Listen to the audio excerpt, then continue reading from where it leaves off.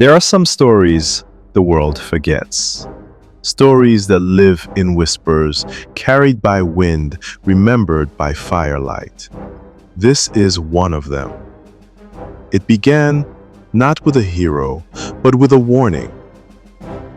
In a quiet village on the edge of Bú-Òde, an old priestess, her body frail and dying, used her final breath to draw symbols in the dirt.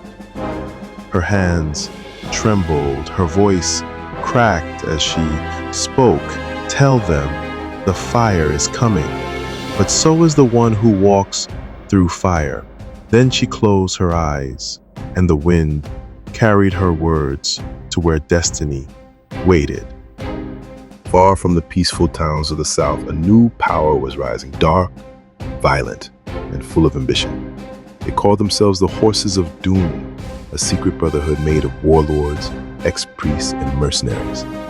They believed they had been chosen by divine fire to take control of the land, and they would stop at nothing to do it. They used fear like a weapon.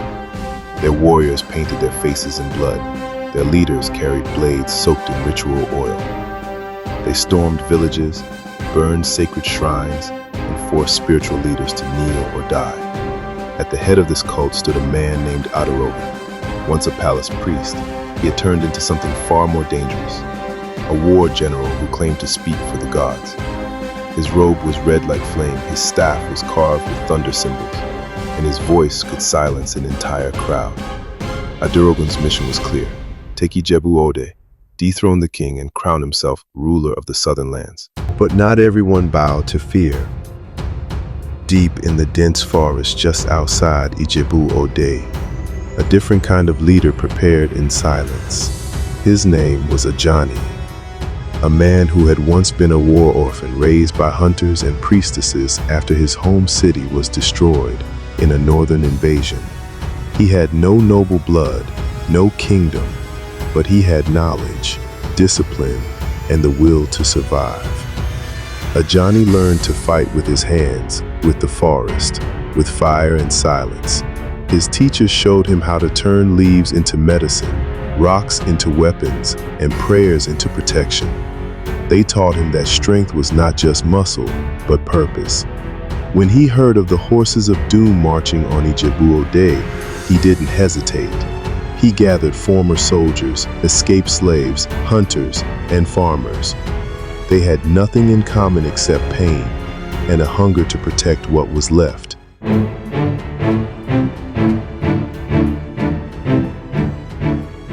Before they set out, Ajani gave them only one command: we are not fighting for gold. We are not fighting for kings.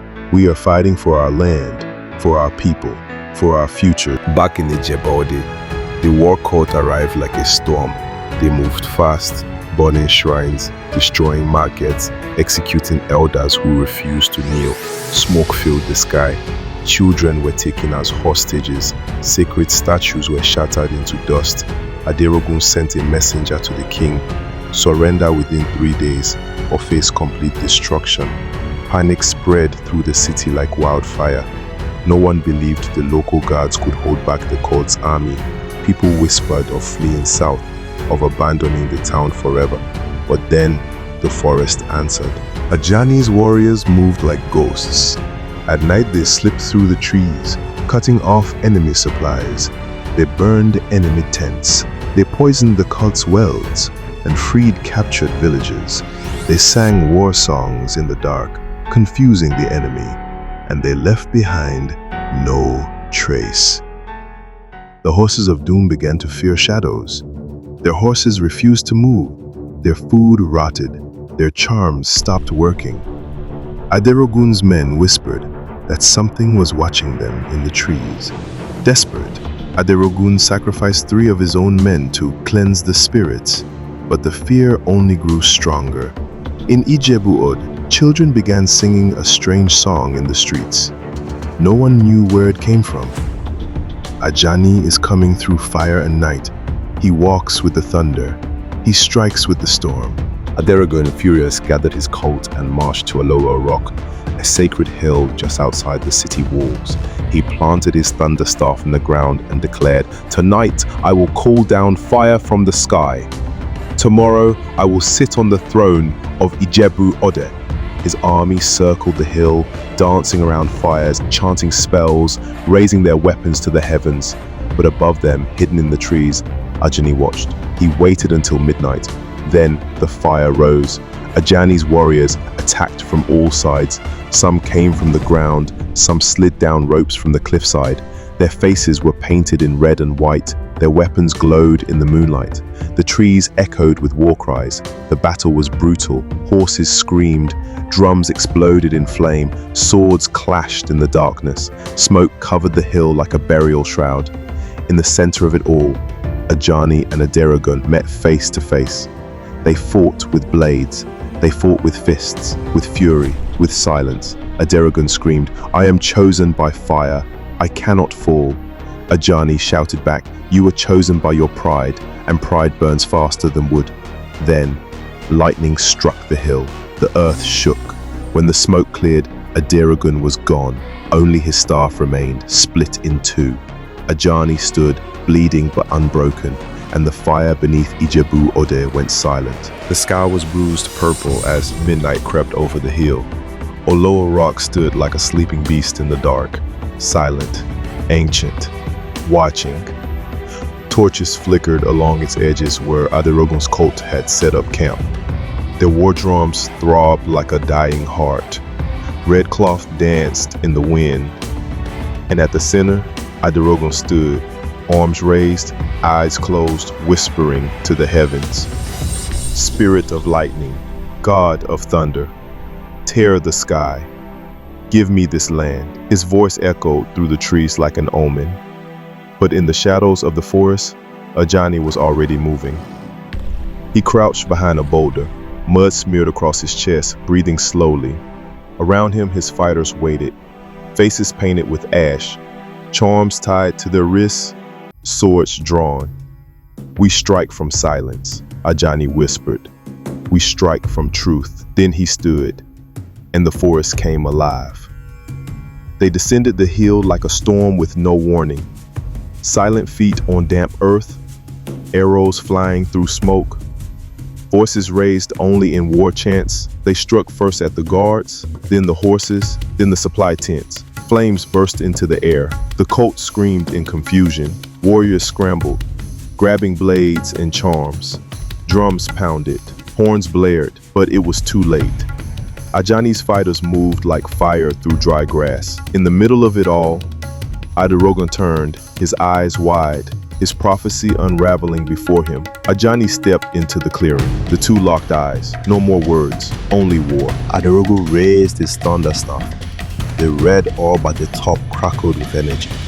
Sparks flew as he struck the ground, sending a wave of fire racing towards Ajani. Ajani leapt over it, rolled through the smoke and came up swinging. Their weapons met with a deafening clash. Steel rang against steel. Sparks flew like stars falling to earth. They circled each other. Ajani struck high, blocked.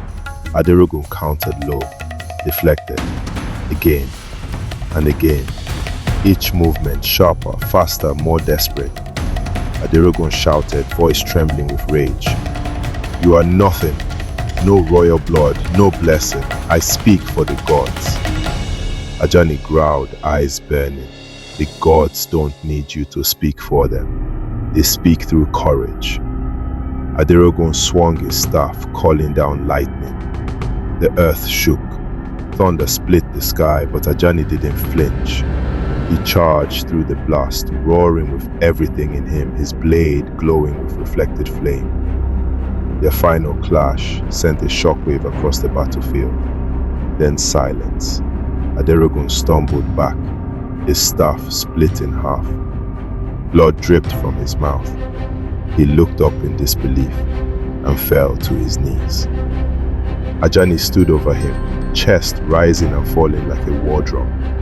And as thunder rolled once more, Aderogun fell face first to the earth. The war was over. The morning after felt like another world. Smoke curled up into a pale blue sky. The hill was littered with burnt tents, broken swords. The quiet of souls departed.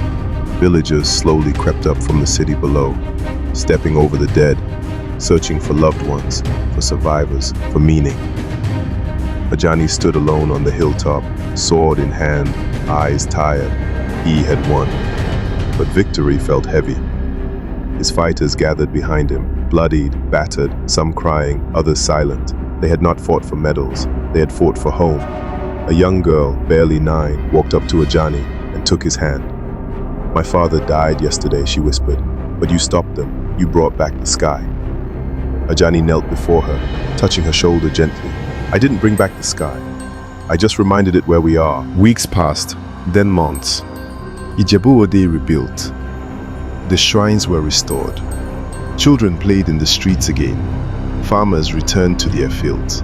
And every year on the night of the last storm, the people would gather at Olowo-Rock and light a single torch to remember the man who walked through fire for them. No one saw Ajani again. Some say he became a forest spirit, watching from the trees. Others believe he returned to his village and lived out his days in peace. But when thunder rolled across the hills, people would pause and whisper his name. Ajani, the one who did not need a crown, the one who made fire sacred again. The story of Ajani is not one of conquest. It is a story of memory, of courage born not from power, but pain.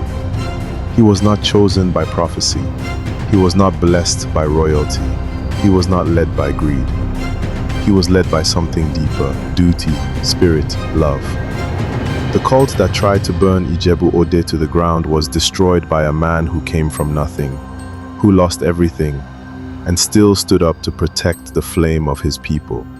That is how legends are born, not from bloodlines, but from fire.